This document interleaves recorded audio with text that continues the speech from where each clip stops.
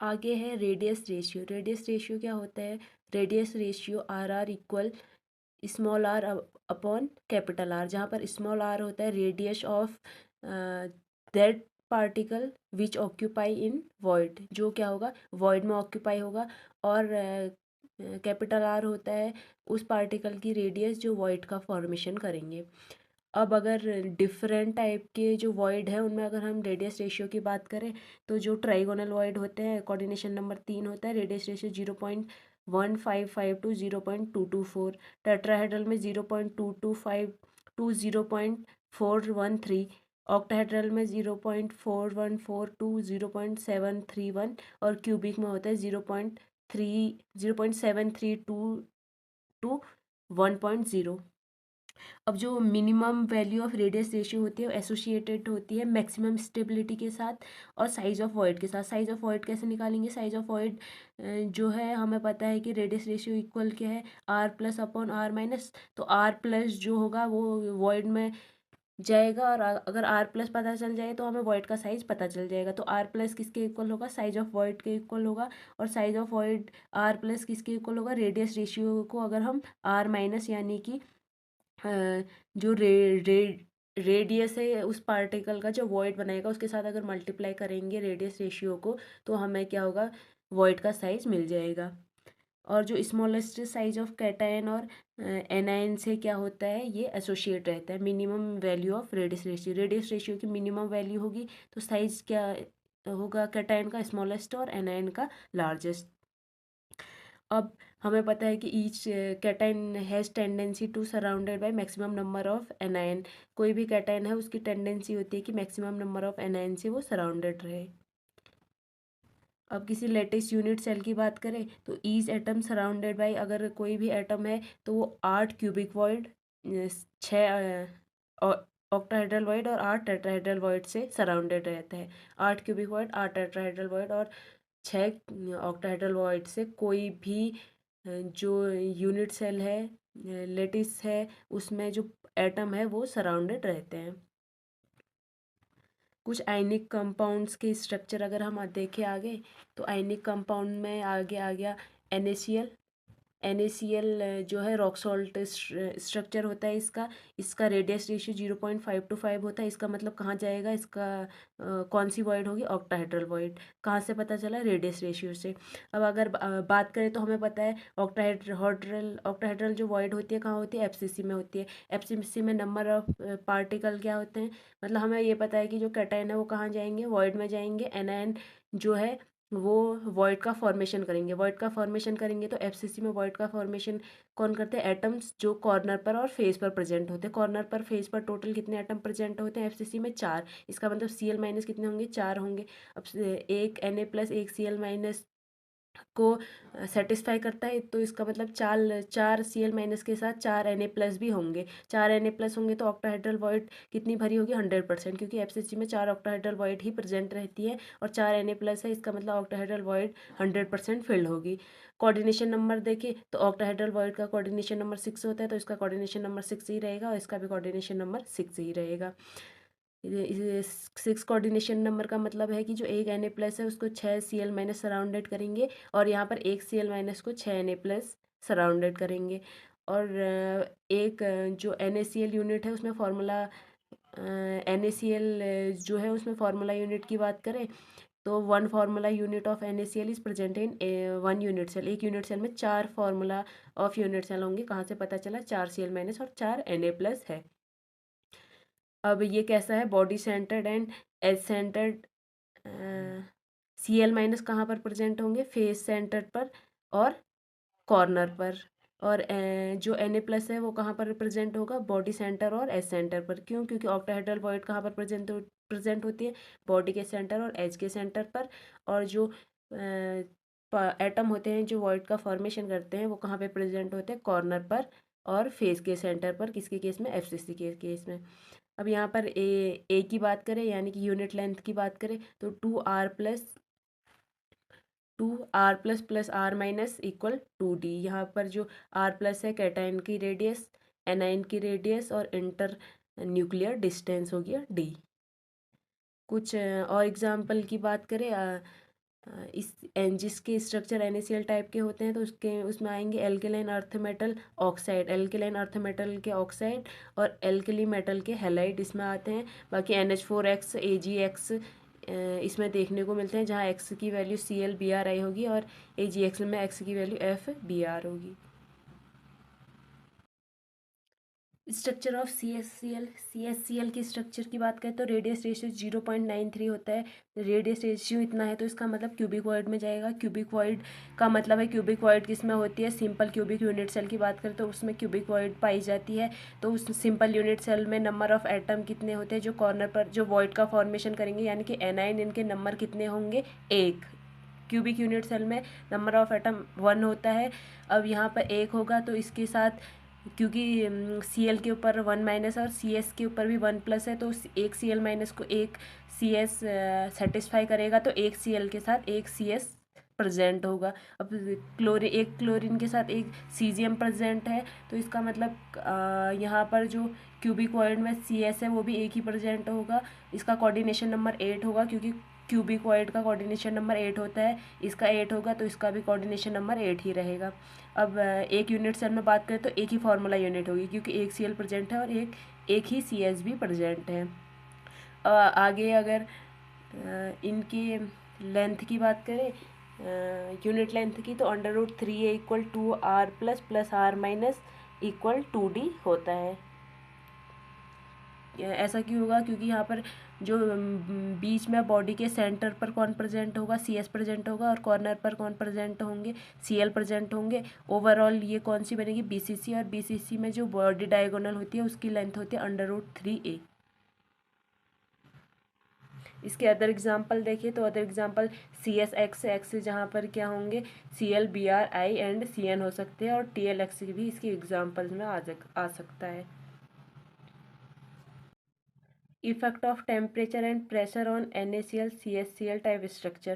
देखो NaCl जो है उसमें कोऑर्डिनेशन नंबर 6 रहता है और CSCl में कोऑर्डिनेशन नंबर 8 रहता है। तो अगर हम टेम्परेचर इंक्रीज करें तो हमें पता है, क्योंकि कभी भी टेम्परेचर बढ़ाएंगे तो कोऑर्डिनेशन नंबर डिक्रीज करता है। टेम्परेचर बढ़ाएंगे कोऑर्डिनेशन नंबर डिक्रीज करेगा, तो इसका मतलब कोऑर्डिनेशन नंबर 8 से 6 में जाने की जो प्रोबेबिलिटी है वो इंक्रीज होगी। तो जो CSCl टाइप का स्ट्रक्चर है वो NaCl टाइप स्ट्रक्चर में चेंज होगा। और अगर प्रेशर इंक्रीज करे तो प्रेशर इंक्रीज करते हैं तो कोऑर्डिनेशन नंबर इंक्रीज होता है। इसका मतलब जो कोऑर्डिनेशन नंबर 6 है उसके बढ़ने की प्रोबेबिलिटी ज़्यादा होगी, तो इसका मतलब NaCl टाइप का जो स्ट्रक्चर है वो CSCl टाइप स्ट्रक्चर में चेंज होगा। Zinc blende structure of Z N S के जिंक ब्लेंड स्ट्रक्चर की बात करें तो इसका रेडियस रेशियो 0.40 होता है। इसका मतलब टेट्राहेड्रल वॉइड में जाएगा, और टेट्राहेड्रल वॉइड में जाएगा तो यहाँ पर ZnS जो है जिंक के ऊपर भी 2 पॉजिटिव, S के ऊपर 2 नेगेटिव, तो 1:1 में ही प्रेजेंट होंगे। अब यहाँ पर जो टेट्राहेड्रल वॉइड है वो FCC में प्रेजेंट होती है। FCC में हमें पता है कि जो वॉइड का फॉर्मेशन करते हैं एनायन, उनका नंबर रहेगा 4, क्योंकि जो FCC यूनिट सेल होती है उसमें एटम के नंबर क्या होते हैं, 4 होते हैं, यानी कि जो वॉइड का फॉर्मेशन करेंगे उनके नंबर 4 रहेंगे। अब अगर इसका नंबर 4 है तो हमें पता है कि एक S सल्फ़र जो है एक जिंक को सेटिस्फाई करेगा। इसका मतलब 4 सल्फ़र के साथ 4 जिंक ही चाहिए, तो इसका मतलब एक यूनिट में क्या होंगे, एक ZnS की यूनिट में 4 Zn ही प्रेजेंट होंगे। 4 Zn प्रेजेंट होंगे तो इसका मतलब टेट्राहेड्रल वॉइड जो होती है 8 होती है, 8 टेट्राहेड्रल वॉइड होती है, तो उसमें से 4 ही जिंक है, तो टेट्राहेड्रल वॉइड सिर्फ 50% ही फिल्ड रहेगी। टेट्राहेड्रल वॉइड की बात करें तो कोऑर्डिनेशन नंबर 4 रहता है, और यहाँ पर भी कोऑर्डिनेशन नंबर क्या रहेगा, 4 ही रहेगा। और इसका मतलब क्या है, 4 कोऑर्डिनेशन नंबर है, 4 सल्फर 4 जिंक के साथ प्रेजेंट होगा, तो एक यूनिट सेल में 4 फार्मूला यूनिट प्रेजेंट हैं। अब यहाँ पर क्या होगा कि अगर हम √3a यानी कि बॉडी डायगोनल की बात करें तो वो क्या रहेगा, 4r plus r minus equal 4d, क्योंकि 50% टेट्राहेड्रल वॉइड ही फिल्ड है, तो जो टेट्राहेड्रल वॉइड होते हैं उनमें अल्टरनेट पोजीशन पर टेट्राहेड्रल वॉइड जो होंगे फिल्ड होंगी। इसके जो एग्जाम्पल है, अदर एग्जाम्पल ZnS के अलावा CuX AgI और BeS। ZnS के वोल्टेजाइड स्ट्रक्चर की बात करें तो ये sp3d स्ट्रक्चर शो करती है। इसमें क्या होता है कि जो ZnS है उसका रेडियस रेशियो तो यही रहेगा इसका मतलब ये टेट्राहेड्रल वॉइड में ही जाएगा। अब यहाँ पर क्या होगा, जो जिंक और सल्फर है, क्योंकि अब की बारी जो टेट्राहेड्रल वॉइड है वो एफसीसी की टेट्राहेड्रल वॉइड नहीं, HCP3D की टेट्राहेड्रल वॉइड है। तो यहाँ पर जो नंबर ऑफ एटम होते हैं वो 6 होते हैं, यानी कि जो वॉइड का फॉर्मेशन करते हैं वो 6 एटम होते हैं। इसका मतलब सल्फर 6 सल्फर प्रेजेंट होंगे, 6 सल्फर को सेटिस्फाई करने के लिए 6 Zn प्रेजेंट होंगे। इसका मतलब सल्फर और जिंक का नंबर कितना रहेगा, 6 रहेगा।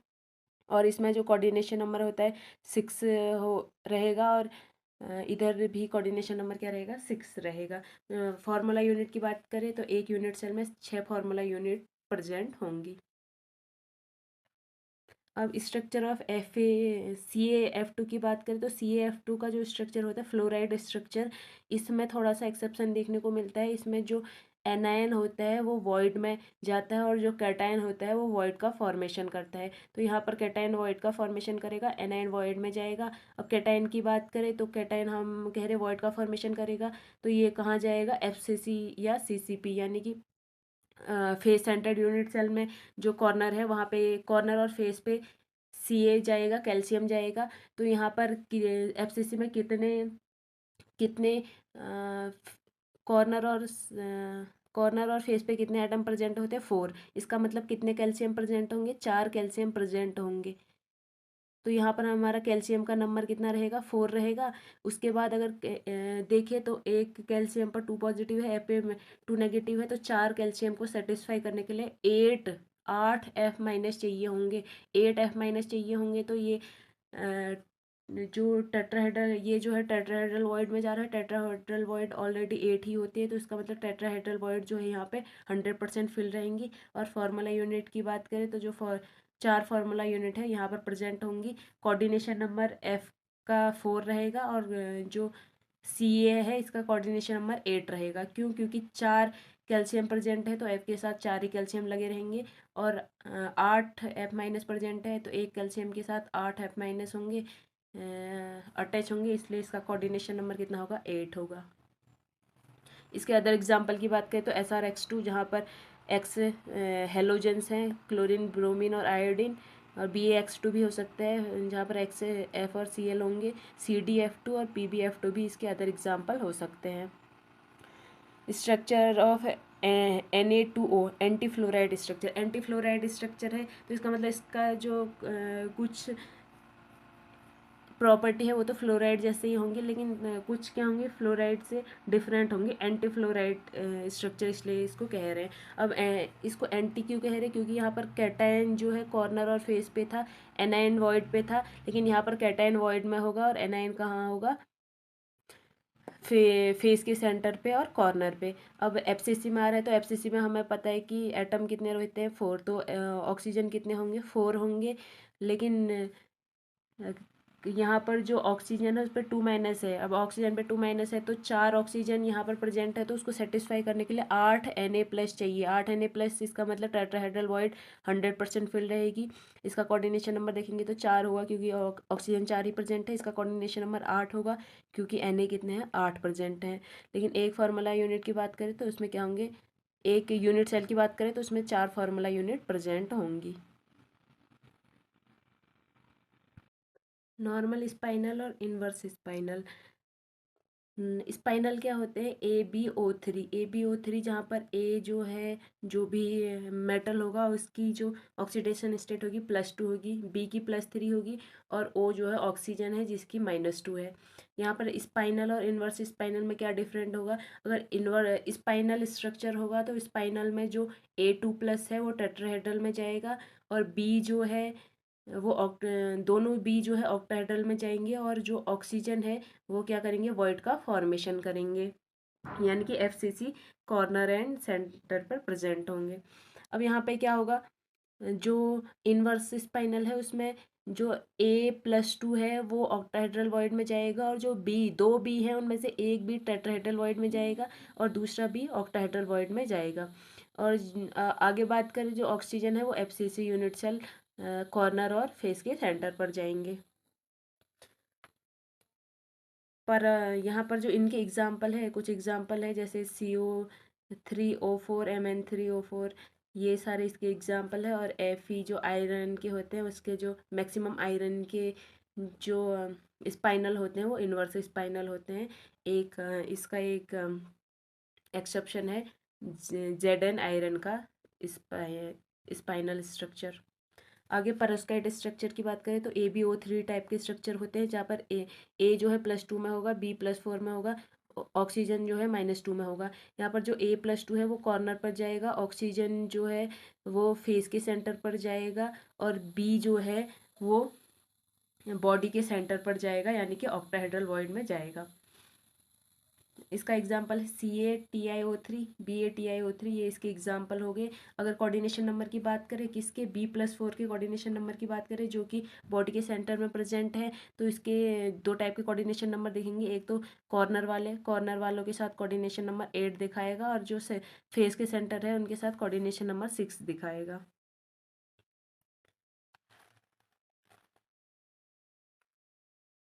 आगे कोरंडम स्ट्रक्चर, ये A2B3 टाइप के होते हैं। इसमें A+3 और B-2 ऑक्सीडेशन स्टेट में होते हैं। A+3 ऑक्टाहेड्रल वॉइड में जाएगा, और जो B3-2 है ये HCP3D में वॉइड का फॉर्मेशन करेगा। अब यहाँ पे क्या होता है, इसके केस में 6 ऑक्टाहेड्रल वॉइड होती है, 12 टेट्राहेड्रल वॉइड होती है। अब हमें पता है कि ये अगर HCP3D में वॉइड का फॉर्मेशन कर रहा है तो इसका अमाउंट कितना होना चाहिए, 6, लेकिन यहाँ पर कितना है, 3। तो इसका मतलब इस पूरे वैल्यू को हमें 2 से मल्टीप्लाई करना पड़ेगा, तब जाके ये 6 होगा। 2 से मल्टीप्लाई करेंगे तो इसका मतलब A कितने प्रेजेंट होंगे, A 2 यहाँ पर ऑलरेडी है, 2 से मल्टीप्लाई करके 4 A प्रेजेंट होंगे, और जो B है वो कितने प्रेजेंट होंगे, 6 प्रेजेंट होंगे। तो इसमें कितनी फार्मूला यूनिट होगी, इसको हमें 2 से मल्टीप्लाई करने का पड़ेगा। इसका मतलब एक यूनिट सेल में 2 फार्मूला यूनिट प्रेजेंट होंगी। एग्जाम्पल है Al2O3, Cr2O3, Fe2O3, Fe2S3। बस इतना ध्यान रखना है कि यहाँ पर जो B है HCP3D में वॉइड का फॉर्मेशन करता है, और जो A है वो क्या रहता है, ऑक्टाहेड्रल वॉइड में प्रेजेंट होता है। रूटाइल स्ट्रक्चर की बात करें TiO4, जहाँ पर टाइटेनियम जो है +4 में है, ऑक्सीजन -2 में है। यहाँ पर जो ऑक्सीजन है वो HCP3D में होगा, HCP3D में प्रेजेंट होगा, तो इसका मतलब यहाँ पर जो टेट्राहेड जो HCP3D है उसमें टोटल नंबर ऑफ एटम कितने होते हैं, 6 नंबर ऑफ एटम होंगे। तो ऑक्सीजन कितने प्रेजेंट है, 2, तो इसको कितने से मल्टीप्लाई करना पड़ेगा, 3। इसका मतलब 3 फार्मूला यूनिट इसकी प्रेजेंट होंगी। 3 से मल्टीप्लाई करेंगे तो टाइटेनियम कितने प्रेजेंट होंगे, 3 टाइटेनियम यहाँ पर प्रेजेंट होंगे। तो 3 टाइटेनियम, 6 ऑक्सीजन 2- प्रेजेंट होंगे, और जो टाइटेनियम है वो कहाँ होंगे, ऑक्टाहेड्रल वॉइड में प्रेजेंट होंगी, और ऑक्सीजन जो है ऑक्टाहेड्रल वॉइड का फॉर्मेशन करेंगे। इसका मतलब यहाँ पर 3 फार्मूला यूनिट्स प्रेजेंट होंगी। एलोट्रोप्स ऑफ कार्बन, सबसे पहले डायमंड। डायमंड क्या होता है, कोवलेंट सॉलिड होता है, जिसमें 3D network of covalent bond, जो कोवलेंट बॉन्ड होते हैं उनके 3D नेटवर्क प्रेजेंट होते हैं। sp3 होता है टेट्राहेड्रल होता है। जो प्रत्येक कार्बन है वो 4 कार्बन से सराउंडेड रहेगा। यूनिट सेल की बात करें तो FCC और CCP टाइप की यूनिट सेल प्रेजेंट होती है। अब हमें पता है कि 4 कार्बन से सराउंडेड है। ऑक्टाहेड्रल वॉइड कितनी, टेट्राहेड्रल वॉइड कितनी होती है, 8 टेट्राहेड्रल वॉइड होंगी, तो 50% जो अल्टरनेटेड टेट्राहेड्रल वॉइड होंगी वो फिल्ड होंगी। पैकिंग फ्रैक्शन हो इसका 34% होता है। इसका रीजन होता है के इसका जो केज लाइक स्ट्रक्चर होता है उसकी वजह से इसका जो पैकिंग फ्रैक्शन होता है वो थोड़ा कम होता है। अब पैकिंग फ्रैक्शन कंपेयर करें तो FCC का 74, FCC HCP3D 74 होता है जो कि सबसे ज़्यादा रहता है। फिर BCC का 68, जो सिंपल क्यूबिक यूनिट सेल होती है 52.4, और सबसे कम होता है डायमंड का 34%। इसका जो पैकिंग फ्रैक्शन कम होने का रीज़न होता है केज लाइक स्ट्रक्चर होता है। एटम्स के बीच में डिफरेंस जो है ज़्यादा रहता है। और ये जो होता है इंसुलेटर होता है, हार्ड क्यों होता है, क्योंकि 3D नेटवर्क प्रेजेंट होते हैं, और एरोमेटिक ये नहीं होता है। ग्रेफाइट की बात करें तो ग्रेफाइट जो है ये भी कोवलेंट सॉलिड है, लेकिन इसमें कोवलेंट बॉन्ड का 2D नेटवर्क प्रेजेंट होता है। sp2 होता है, SPX और py से sp2 बनेगा। लेयर स्ट्रक्चर की बात करें तो इसमें 2 लेयर, 2 डिफरेंट लेयर होती है जिनके बीच की डिस्टेंस 3.35 एंगस्ट्रॉन होती है, और कार्बन कार्बन जो बॉन्ड लेंथ है उसकी तो 1.42 एंगस्ट्रॉन होती है। फोर्स, अगर फोर्स की बात करें तो बिटवीन लेयर जो फोर्स होगा weak van der Waals force of attraction और पाई पाई स्ट्रेचिंग या पाई पाई स्ट्रेकिंग फोर्स प्रेजेंट होगा। और अगर पाई स्ट्रेचिंग की बात करें तो जो पाई स्ट्रेचिंग फोर्स होता है ये नॉन कोवलेंट, या पाई स्ट्रेचिंग की बात करें तो नॉन कोवलेंट स्ट्रक्चर होता है जो इस सिस्टम को स्टेबलाइज करता है। अब इसका एरोमेटिसिटी की बात करें तो एरोमेटिक होता है, कंडक्टर होता है, इलेक्ट्रिसिटी कंडक्ट करता है विद इन लेयर, लेयर एक ही लेयर में करता है, बिटवीन लेयर, लेयर के बीच में नहीं करता है, दो लेयर के बीच में नहीं होगी, एक ही लेयर में इसमें कंडक्टिविटी शो होगी। एरोमेटिक इलेक्ट्रोफिलिक सब्सटीट्यूशन रिएक्शन नहीं देता है क्योंकि हाइड्रोजन अपशंट होता है, लेकिन एडिशन रिएक्शन देता है क्योंकि हाई अनसेचुरेशन प्रेजेंट होता है। डायमंड की बात करें तो ये ग्रेफाइट से ज़्यादा, सॉरी, डायमंड जो है ग्रेफाइट से कम स्टेबल होता है। इनके जो डेल्टा एच की वैल्यू है अगर डायमंड को ग्रेफाइट में चेंज करते हैं तो -1.9 किलो कैलोरी पर मोल की एनर्जी रिलीज होती है। इसका मतलब ग्रेफाइट में चेंज होना चाह रहा है, वो क्यों? क्योंकि ग्रेफाइट ज़्यादा स्टेबल है। थर्मोडाइनमिक स्टेबिलिटी की बात करें तो ग्रेफाइट जो है डायमंड से ज़्यादा स्टेबल है, तो graphite is thermodynamically more stable then diamond. अगर इसके अगले कार्बन के अगले एलोट्रॉप्स की बात करें तो वो क्या होते हैं? फलेरिन। फलेरिन क्या को बक्की बॉल भी कहते हैं। ये मॉलिकुलर सॉलिड होता है, ये एरोमेटिक इन नेचर होता है। पेंटागन और हेक्सागन से बना होता है। पेंटागन, इसमें पेंटागन्स की बात करें तो 12 होते हैं। हेक्सागन n/2 - 10, जहाँ पर n जो वैल्यू होती है वो कितने कार्बन मिलकर, कितने कार्बनों से मिलकर फलेरिन बना है उस पर डिपेंड करती है। जैसे C60 तो यहाँ पर n का नंबर 60 होगा। C60 में हेक्सागोनल कितने होंगे? 20 होंगे। अब ये जो है इलेक्ट्रोफिलिक सब्सटीट्यूशन रिएक्शन नहीं देता है क्योंकि हाइड्रोजन अपसेंट रहता है, लेकिन एडिशन रिएक्शन देगा क्योंकि अनसेचुरेशन बहुत ज़्यादा प्रेजेंट होता है। अब एक क्यूब में सिमेट्री एलिमेंट्स की बात करें तो एक क्यूब में 23 number of symmetry element present होते हैं। एक सेंटर ऑफ सिमेट्री होगी। अगर किसी क्यूब को आप देखेंगे तो उसमें सेंटर ऑफ सिमेट्री प्रेजेंट होती है। पॉइंट, बीच के पॉइंट पर से अगर आप देखेंगे तो किसी भी डायरेक्शन में चले जाओ, वहाँ पे जो एटम होगा उसके अपोजिट डायरेक्शन में भी सेम कंडीशन आपको देखने को मिलेगी, तो सेंटर ऑफ सिमेट्री प्रेजेंट है। प्लेन ऑफ सिमेट्री की बात करें तो क्यूब में प्लेन ऑफ सिमेट्री प्रेजेंट होती है, 9 प्लेन प्रेजेंट होते हैं। इसमें से इन 9 प्लेन्स में से अगर हम बात करें तो 3 जो होते हैं रेक्टेंगुलर प्लेन प्रेजेंट होते हैं और 6 डायगोनल प्लेन प्रेजेंट होते हैं। अब आप अगर एक क्यूब को देखेंगे तो उसमें 3 रेक्टेंगुलर प्लेन प्रेजेंट होंगे जो कि फेस टू फेस जाएंगे, और अगर बात करें तो आगे बात करें तो 6 डायगोनल प्लेन प्रेजेंट होते हैं। अब इसमें एक्सिस की बात करें तो 13 number of axis of symmetry present होती है, जिसमें 6 C2, 4 C3 और 3 C4 प्रेजेंट होते हैं। C2 H2H होती है, C3 जो होता है कॉर्नर टू कॉर्नर होता है, और C4 जो होता है फेस टू फेस होता है। एक क्रिस्टल की डेंसिटी की बात करें तो जो क्रिस्टल की डेंसिटी होती है, हमें पता है कि जो डेंसिटी होती है वेट अपॉन वॉल्यूम होती है, और वेट अपॉन वॉल्यूम से अगर हम उसको पूरा मॉडिफाई करें तो यहाँ से हमें क्रिस्टल की डेंसिटी D=ZM/NA³ मिलती है, जहाँ पर A³ सेंटीमीटर में होना चाहिए। अगर A³ आपको पिकोमीटर में दिया है तो इसको हम 10⁻³ से मल्टीप्लाई करेंगे ताकि ये सेंटीमीटर में आ जाए, क्योंकि यहाँ पर जो डेंसिटी होती है वो ग्राम्स पर सेंटीमीटर क्यूब में आनी चाहिए, इसलिए इसको हमें सेंटीमीटर में लेना पड़ता है। अब A की बात करें तो A यहाँ पर एज लेंथ है जो कि सेंटीमीटर में लेनी है, और अगर पिकोमीटर में होगी तो 10⁻³ से इसको मल्टीप्लाई करेंगे। उसके बाद जेड की बात करें, जेड नंबर ऑफ एटम है। एम की बात करें तो एम है एटॉमिक वेट। आगे ब्रैग इक्वेशन, ब्रैग इक्वेशन में जो ब्रैग इक्वेशन है वो पार्ट डिफरेंस को बताती है। पार्ट डिफरेंस को एन लैम्डा से रिप्रेजेंट करते हैं। एन लैम्डा इक्वल होता है 2D साइन थीटा। अब यहाँ पर एन जो है ऑर्डर ऑफ डिफ्रैक्शन है, जो लैम्डा है वो वेव लेंथ ऑफ एक्सरे है, डी जो है इंटरप्लेनर स्पेसिंग है, जो दो प्लेन के बीच की डिस्टेंस है वो डी है। यहाँ पर ये डी जो है डेंसिटी नहीं है, ये जो डी है वो इंटरप्लेनर डिस्टेंस है, दो प्लेन के बीच की डिस्टेंस।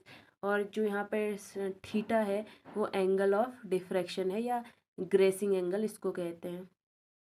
अब मिनिमम इंटरप्लेनर स्पेसिंग की बात करें तो यहाँ पर थीटा मिनिमम होना चाहिए। थीटा मिनिमम 90 डिग्री पर कितना होता है, 1 होता है। तो यहाँ पर इसकी वैल्यू 1 रखेंगे तो यहाँ पर जो डी मिनिमम होगा वो कितना आ जाएगा, n लैम्डा अपॉन 2।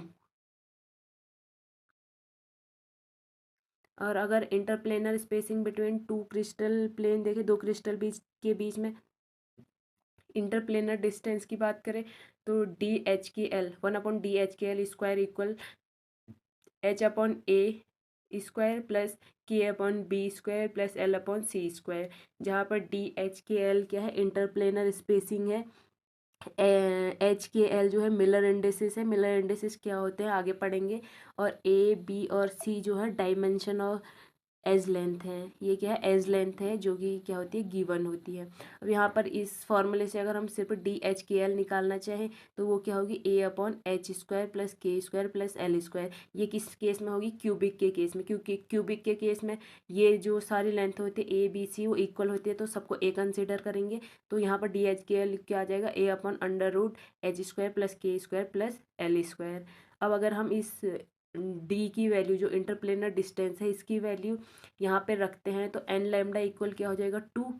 डी की जगह क्या रखेंगे, a/√h² plus k² plus l² और साइन थीटा। तो n लैम्डा इक्वल क्या आएगा, 2a sine theta upon h² plus k² plus l² under root के अंदर। ये सारी चीज़ें हो ही गई। अब आगे जो ये दिया है इसमें ये यहाँ पे ये अलग से इसलिए लिखा है ताकि इस डी और इस डी में डिफरेंस पता चल सके। ये डेंसिटी है जिसको हम ऐसे निकालते हैं और ये जो है इंटरप्लेनर स्पेसिंग है जिसको हम ऐसे निकालेंगे।